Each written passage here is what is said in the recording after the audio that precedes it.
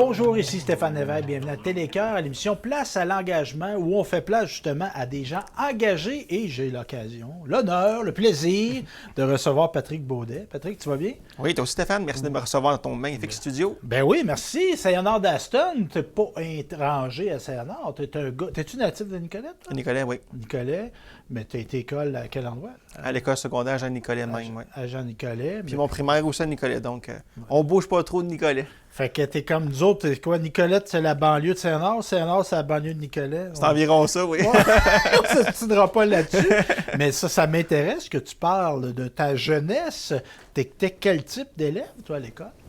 Ah, je te dirais, s'il y aurait eu une enseignante à côté de moi qui aurait pu témoigner, personne qui était assez discrète Okay. à son affaire, qui était aussi dans différents projets, qui voulait s'impliquer, mais sinon, un bon élève, on pourrait Okay. dire. Puis à l'époque, t'étais, question de même, t'as quel âge, toi, Patrick? Fraîchement 36 ans. 36 ans, fait que toi, t'étais là à Jean-Nicolet de l'ère... J'ai commencé le nouveau millénaire, 2000 à 2005, mon secondaire. Fait que Capitaine Georges, t'es encore là. Exact, Marc fidèle au Dion, poste c'était-tu aussi. des gars, t'étais-tu dans leur comité à Marc puis à Capitaine Georges? Non, mais sinon, c'était vraiment de l'époque de eux qui étaient là, OK. accompagnés de d'autres anciens là, qui sont plus là aujourd'hui, mais qui OK. formaient l'ancienne troupe de l'école secondaire, si on pourrait dire. Fait qu'un gars qui était à l'école là. Et quel métier, parce qu'évidemment, tu vas avoir une formation universitaire, mais est-ce que tu vas avoir des petits jobs à temps partiel, des implications? Oui, j'ai commencé assez tôt, même au côté service à clientèle, ne serait-ce que de nommer là, sur l'heure du dîner à la cafétéria, à l'école primaire Curé-Brassard. J'ai commencé déjà à avoir un contact client là, si on pourrait dire. OK. Puis ensuite, mais j'ai eu des petits jobs d'étudiant. Pendant mon secondaire, j'étais aux familles près Nicolet. Okay. Et ensuite, mais jusqu'à temps que j'arrive à mes études professionnelles, là, après mon secondaire terminé, mais aussi pendant les études, j'ai travaillé entre autres comme chez Corvette, au centre-ville à Nicolet. Ben oui. Puis sinon, mais ça l'a poursuivi ensuite avec mon métier là, que j'ai commencé par la suite. Sinon, mais en tant que tel, pour mon secondaire, j'ai eu, un petit parcours des fois qui était sur pas tout le temps évident ou facile, mais quand on a la persévérance en soi, mais on a si on pourrait dire, des objectifs à atteindre. Puis ça peut des fois donner la chance à certaines personnes qui ont des fois des projets puis qui pensent qu'un jour ça ne se réalisera pas, mais finalement par surprise, la vie nous amène, ça va se réaliser. Mais tantôt, je peux peut-être en reparler par rapport à mon parcours ensuite là, de travail, mais c'est des indications des fois qui peuvent nous emmener à un objectif précis. Fait que là, on finit son secondaire. On a eu des bons services à la clientèle, tout ça. Mais moi aussi, j'ai été au secondaire comme toi. Pas mal plus vieux, là, mais à un moment donné, on se questionne professionnellement, tu sais, que je veux faire dans la vie. Comment tu t'envisageais au niveau du travail, toi? Je dirais pour partir de la base, quand j'étais au primaire, quand j'avais l'optique d'être plus tard professeur. Donc c'était vraiment ma première idée qui était enlignée là-dedans. Puis un peu avec, on vieillit, la technologie s'est mise à se pointer, à améliorer. Donc, je voulais un peu plus peut-être me lancer aux côtés de l'informatique, qui était une passion. Ça. Il y a de l'ouvrage en informatique. Exact. Formez-vous. Ça débouchait, puis ça y est, l'aide du numérique là, avançait à grande vitesse. Des fois aussi. Là, mais, exact, mais ça, c'est vrai que c'était c'était vrai que les gars sont trouvés, des filles sont trouvés des jobs, mais tu as envisagé. Ça faisait partie de ton éventail de choix professionnels. Puis un peu, mais pour faire un parallèle avec ce que j'ai dit tantôt pour mon côté scolaire, j'avais pas des grandes notes à péter des grands scores, mais peut-être que pour avoir des objectifs de carrière, de qu'est-ce que j'avais pensé soit au primaire pour être enseignant ou bien au secondaire pour côté informatique, j'avais peut-être pas les notes assez parfaites là, avec des maths fortes ou des français à tout casser. Donc, j'étais arrivé en fin de secondaire, puis je suis allé vers une de mes passions que j'avais autre, le côté horticole, donc en horticulture.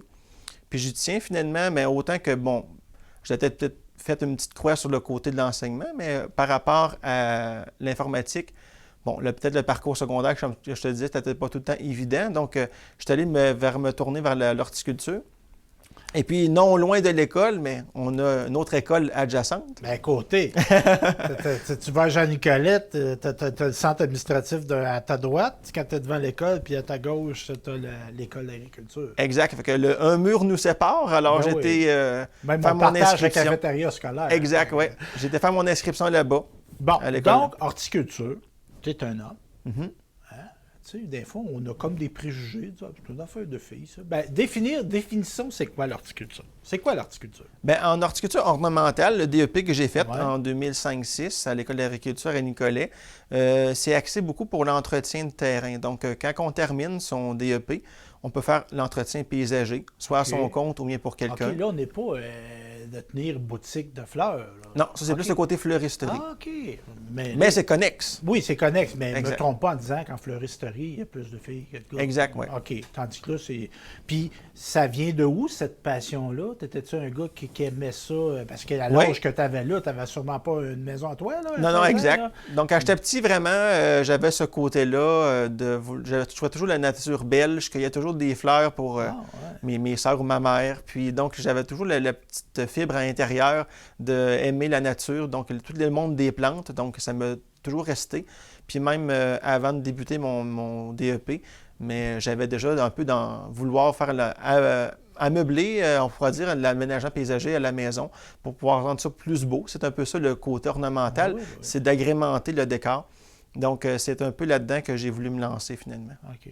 Puis l'univers, partout est a possibilité de rendre ça plus beau. Exact, Et- c'est toujours place dans différents contextes. En plein centre-ville, tu vas avoir une belle petite plate-bande ou des pots sur ton perron, puis rendre ça Exact. plus beau, rendre ça plus agréable.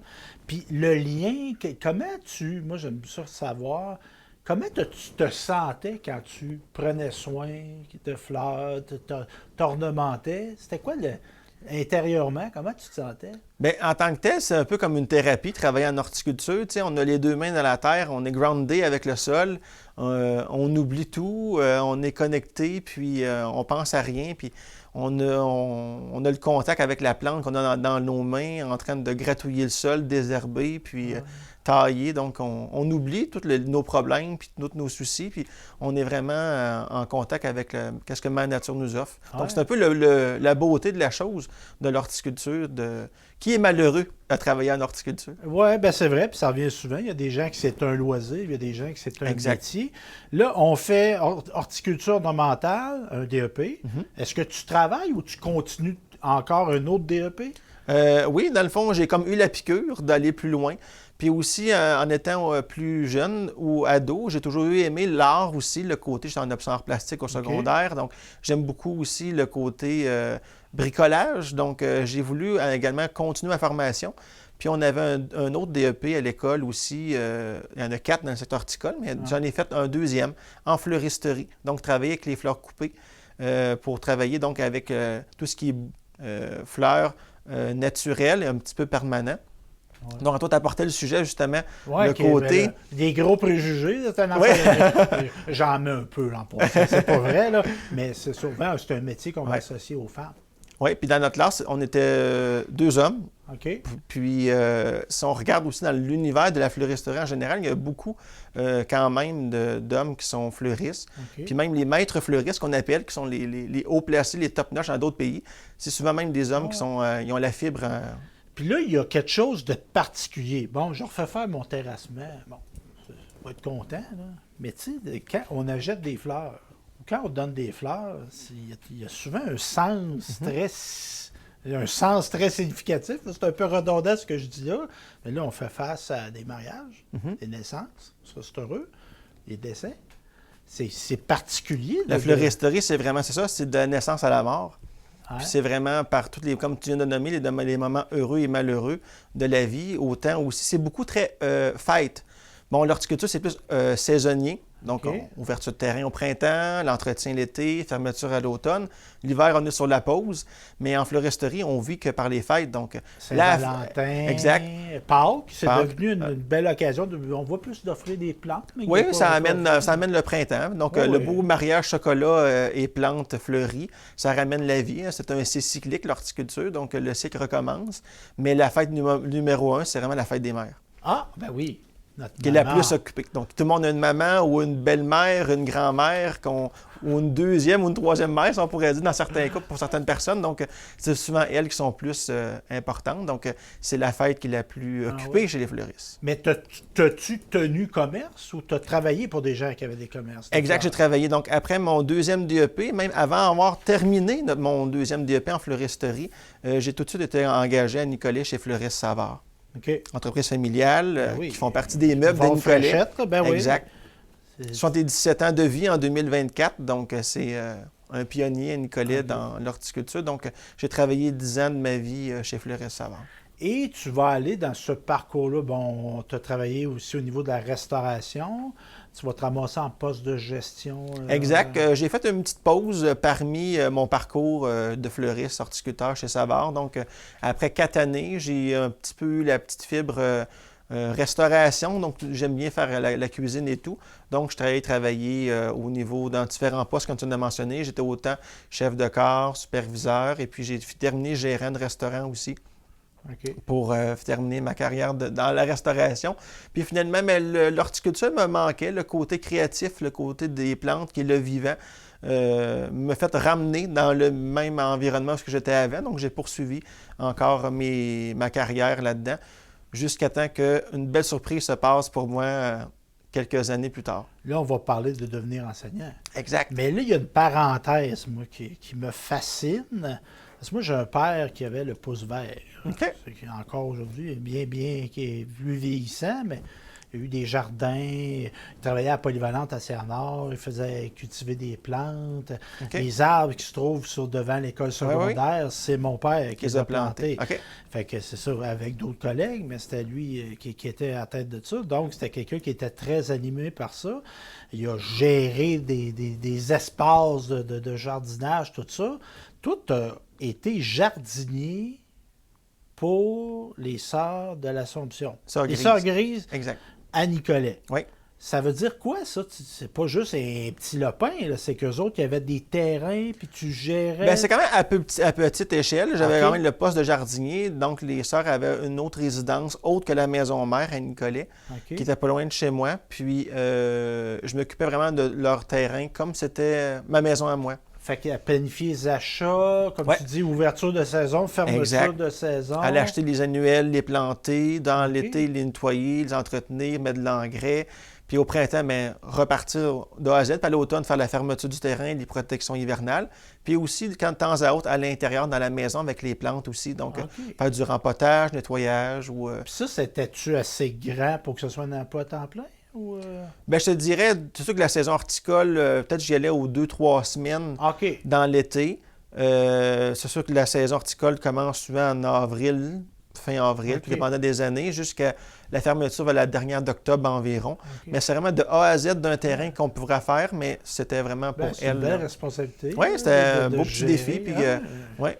Puis comme tu dis, c'est faire comme si c'était à moi, mais avec des gens qui ont Exact, des attentes. Là. Et là, bon, la surprise. La surprise. En 2018, Exact. comment ça se passe? Tu as étudié au Ouais. DEP, tu as fait 2 DEP à l'École d'agriculture. 2018, qu'est-ce qui se passe? Pendant mes belles vacances d'été, Oui. donc chez Fleuriste Savard, je reçois un appel de l'école. J'avais déporté mon CV l'année d'avant à l'école. Bon, j'avais déjà eu une ancienne collègue qui travaillait avec moi, puis elle avait fait le principe d'aller porter son CV, puis peut-être se faire engager. Elle avait réussi à donner quelques cours. On se dit, peut-être moi aussi, peut-être je serais capable de donner du contenu à l'école pour qu'est-ce que je suis. Après 10 ans, en dessous de la cravate, on commence à avoir pas mal l'air d'aller. J'ai été à votre place. Exact. Dans la classe. Fait que là, Ouais. j'ai de l'expérience concrète terrain. Là. Je l'ai vécu. Moi, Exact, là, sur dans le différentes terrain, dans la sphères. vraie vie. Là. Puis finalement, je reçois un téléphone de l'école. La rentrée scolaire est sur le point de débuter. Trop d'inscriptions, manque d'enseignants. Est-ce que tu serais tenté de venir donner quelques cours à l'école? Bien oui. Donc, je vais rencontrer la direction. Puis finalement, ça clique bien. Puis, on est bien accompagné avec la conseillère pédagogique dans du temps pour... tu sais, on donne un cours, c'est beau de le dire, mais il faut savoir comment le monter. Oh oui, Donc, tu n'avais pas de formation Exact. pédagogique. à Aucune ce là-dessus moment-là. par rapport à l'enseignement. Donc, Ouais. surprise, je me retrouve à enseigner un cours, un bon 27 août 2018, je me souviens, après-midi. Tu te présentes dans la classe, puis tu as 10 personnes en avant de toi, puis tu as un contenu à donner pour 3 heures. C'est un beau défi. Oh oui. Puis après ça, il faut que tu le redonnes à l'autre groupe, parce que c'était la cause donc, de se faire engager. Il y avait 2 groupes en horticulture, donc c'est pour ça que j'étais là, vu qu'il manquait d'enseignants. Donc, c'était à planifier tout ça. Donc, c'était beaucoup de planification. Mais on comprend que ça a bien été, parce que là, Exact. on est en 2024 et tu enseignes encore. Oui. Mais tu te sentais-tu habilité à le faire? Je dirais que oui, puis à un moment donné, ça l'a venu un peu comme de façon naturelle, parce que quand on est en horticulture, quand on conseille des gens, on donne des conseils de façon, verbale ou technique à des clients en jardinerie. Mais c'est un peu le même contexte, mais d'avoir une personne avant de moi qui le transmette, mais j'en avais 10. Donc, c'était un peu le même principe de transmission de savoir. Puis le fait devant les étudiants, parce que là, l'école d'agriculture, on va se dire, là, ça peut être des gens comme toi qui, à la sortie du secondaire, ont tout de suite été là, mais t'as des gens qui vont là à 40 ans, même. J'ai eu de 17 à 65 ans, donc ça peut être des personnes carrément retraitées ou changement de carrière ou comme moi qui sortent de l'école. Là. Mais cette dynamique-là d'avoir des gens de différents âges, comment Mais je trouve que c'est la beauté de la chose, de la formation professionnelle, c'est tous les âges se rencontrent pour la même passion. Puisqu'on est là pour une passion, on s'est inscrit dans un DEP, on a voulu être là. Hein. Oh oui. Puis c'est vraiment un beau mélange de toutes les personnes qui sont là, qui amènent leur vécu, puis qui amènent après ça l'apprentissage aux plus jeunes de qu'est-ce qu'ils ont pu avoir dans le métier. Puis est-ce que je me trompe en pensant que dans ton enseignement, pour me tromper, je n'avancerai pas l'hypothèse, je vais plutôt te poser la question. Est-ce que tu étais à référer, là, l'autre jour, l'année passée, ou là 2 ans, moi, il y a un client qui est arrivé. Est-ce que tu donnais des exemples de travail qui étaient déjà arrivés? Parce que je me dis, c'est du concret. Oui, c'est à ça que les personnes vont avoir. On forme des gens de métier. Qu'est-ce que j'ai été? Donc, c'est là-dedans qu'on doit les habituer et à les confronter à qu'est-ce qu'ils vont vivre pour le vrai dans la vraie réalité. OK. Puis en plus, à l'école, mais la beauté de la chose dans le DEP aussi, que j'enseigne, on a l'alternance travail-études parmi l'année. Donc, on fait un petit bout de formation, on les envoie quelques jours en entreprise, ils reviennent à l'école. Donc, ils mettent du concret sur qu'est-ce qu'ils ont appris à l'école, puis ils apprennent des choses nouvelles en entreprise qu'ils vont réinvestir à l'école. Donc, ça vient bonifier tout leur savoir. Ouais. Puis vous avez des installations, c'est extraordinaire. Ouais, on a des serres, on a à l'extérieur aussi des plates-bandes, potagers, un toit végétalisé. Puis de beaux jardins. Moi, on fait un tournage habituellement à la journée porte ouverte. Là, au mois de septembre. Japonais. Là, on a des plans d'eau, des petits ponts. Oui, c'est ça. On a différents petits endroits. On a un étang d'eau plus petit et plus grand, là, à deux espacements différents. Mais on a un beau terrain. C'est de la chance d'avoir ça à notre école parce que des fois, en tant qu'enseignant, on jase avec d'autres enseignants de d'autres centres. Il faut qu'ils fassent leur entretien de terrain chez d'autres endroits, des particuliers, des entreprises. Ils n'ont pas de serre, il faut qu'ils louent un environnement avec des serres. Nous, à l'école, on a tout. Tout est concentré. Tout est là. Et parallèlement à ça, tu n'es plus un étudiant. Ou quoi, tu étudies toujours à l'université. Oui, exact. Parce que là, est-ce qu'on a exigé que tu ailles chercher un bac en c'est sûr que quand on commence donc, en horticulture ou dans tout autre métier en formation professionnelle, on peut donc, c'est un peu l'inverse du primaire secondaire. On pourrait dire peut-être aux gens qui comprennent un peu moins le principe. Primaire secondaire, après notre formation secondaire, on va au cégep, à l'université, on s'engage dans une école, on passe notre carrière là. Formation professionnelle, c'est un petit peu l'inverse. On fait notre primaire, secondaire, on fait notre formation professionnelle. Et là, moi, j'étais engagé et on apprend notre pédagogie après. Donc, ils prennent vraiment accès sur les gens de métier qui connaissent le contenu à donner aux élèves. Puis ensuite, on va vraiment aller chercher, là, c'est ça, la formation. Donc, j'ai commencé avec 3 compétences. Puis en 2020, il y a eu 3 retraites à l'école. Donc, j'ai commencé à avoir déjà mon poste temps plein, qui était partiel, mais à temps plein, là, 100%. Et là, mais j'ai débuté, sinon, en mars 2019, ma formation à l'Université de Sherbrooke, un baccalauréat en enseignement professionnel. Donc, c'est tout le côté pédagogique qu'on vient chercher pour donner du plus à comment l'enseigner. Donc, autant d'informules pédagogiques, autant pour des trucs par rapport à la gestion de classe et tout et tout. Donc, on a une belle panoplie dans la formation. Puis, je suis encore là-dedans. Tranquillement, les 120 crédits se rapprochent. Ben oui. Bravo d'aller quand même. Là, c'est un beau parcours parce que, tu sais, du lundi au vendredi... Tu as des responsabilités professionnelles, à travers personnelles, peut-être familiales. Fait que lundi, mardi, mercredi, toute la semaine, on est à l'école. Puis, la fin de semaine, des fois, à l'université. Donc, le lundi revient vite par certaines semaines. Là, on s'est intéressé à ton parcours scolaire, professionnel. Là, j'aimerais ça m'intéresser aux citoyens engagés. On a eu des belles célébrations du 350e à Nicolet. Exact. toi, tu t'es impliqué. Tu étais Ouais. du bénévole Oui. sur le comité. Donc, ils cherchaient des gens pour qui seraient intéressés. Puis j'avais déjà pensé, même avant que la candidature sorte OK. à la ville, puis j'avais déjà pensé à m'inscrire dans le comité. Puis là, Parce que, pourquoi? ben, pour un peu, tu sais, en étant natif de Nicolet, tu sais, on connaît un peu notre ville là, quand on était un citoyen depuis toujours. Puis j'avais envie de vraiment d'apporter mon point de vue. Puis c'était un peu la beauté du comité. Il y avait vraiment des gens de différentes Les horizons. horizons. Ouais. Les dans gens- différentes sphères de où est-ce que le monde travaillait. Donc, c'était un plus pour tout le monde. Puis, j'ai envoyé ma candidature, j'ai été sélectionné. Puis, ça nous a permis même avant les festivités de se préparer. C'est quand même long à tu me tout par- gérer. ouais, tout ouais, ça. ouais, ouais. Parce que tu me parles d'École d'agriculture de Nicolet, qui est une institution qui a des années d'existence. Ça n'a pas 10 ans. Là. Non, non, Ça a on au-dessus parle de de 50 ans. plusieurs générations. Oui, c'est ça. Et donc, c'est ça. Et Nicolet, on le sent, c'est une ville, là, la protection de l'environnement, les parcs, les Exact. arbres. Tu sais, on a vu récemment, au bon moment où on se tourne, là, que la mairesse de Nicolette a fait une sortie par rapport à une coupe d'arbres qu'il y a eu dans le boisé du séminaire. Exact. Tu sais, c'est quelque chose. Ouais. Toi, tu fais-tu un lien entre ton appartenance à Nicolet puis la nature, la protection de l'environnement, l'aménagement Oui, paysager? puis, tu sais, c'est vraiment... Vous avez peut-être vu l'année passée, aussi à l'automne, il y avait eu le budget participatif citoyen avec la ville. Donc, tu sais, je fais aussi partie depuis 2021 avec la cellule à Nicolet, les incroyables comestibles. Uh-huh. Donc, les incroyables comestibles, leur vue de point de vue, si on pourrait dire, c'est vraiment de nourrir le monde. Donc, avec notre gang, on avait soumis un projet qui était d'incroyables jardins en avant du terrain vacant là, du Centre des arts populaires, qui était pour faire un jardin collectif pour nourrir le monde, donc avec des parcelles de légumes, petits fruits, arbres fruitiers, légumes. Bon, notre projet n'a peut-être pas été gagnant, mais l'optique de notre mouvement, c'est ça. Puis donc, c'est aussi ça, avec l'environnement, c'est beau mettre des plantes, mais avec des utilités aussi. Ah ouais. Parce que on a une cellule ici à Saint-Nord-d'Aston. Oui, dans différentes villes, il y en a. Oui, incroyable comestible. Ben, explique-nous, c'est quoi ça? Moi, j'adore le Ouais. nom, mais c'est qu'on va avoir des emplacements. Oui, dans chaque ville, tu sais, le mouvement à la base, pour être rapide, c'est sorti en 2008 en Angleterre, puis c'est vraiment le but de nourrir le monde. Donc, mettre des plantes qui vont être prêtes, puis les cultiver, puis pouvoir les manger. Donc, dans différentes villes, on a vu peut-être plus à la base, à Nicolet, des bacs, surtout au niveau du centre-ville, où il y a déjà eu dans les allées de boue pour la piste cyclable, donc des plants de légumes ou de fruitiers qui ont été implantés. Des fines Puis, herbes, fines des herbes petites aussi. tomates, des Exact. fraises. C'est environ ça. Moi, je me promène sur la rue, des fois, je me Ouais. prends une petite tomate. Là. C'est vraiment le but, Oui. quand le légume est prêt, c'est pour partager la nourriture Ben oui. entre tout le monde, pas la plante au complet. Non, non, non. Il y en a qui ont parti avec la plante quelquefois, mais c'est vraiment le légume ou le fruit en tant que tel. Puis tu passes, tu prends 2 tomates, une petite pointe de basilic, tu amènes ça chez toi pour ton souper, pour compléter. C'est vraiment ça qui est le but de nourrir le monde avec les incroyables. Et l'implication au niveau religieux aussi. Oui, Poser une question bien directe. Toi, es-tu quelqu'un qui est animé par un sentiment religieux?